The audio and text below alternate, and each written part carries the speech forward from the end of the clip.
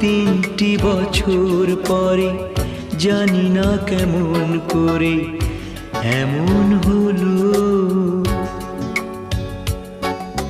শেষ ট্রামে দুজনাতে ফাগুনের এক রাতে দেখা হয়ে গেল, তিনটি বছর পরে জানি না কেমন করে এমন হলো।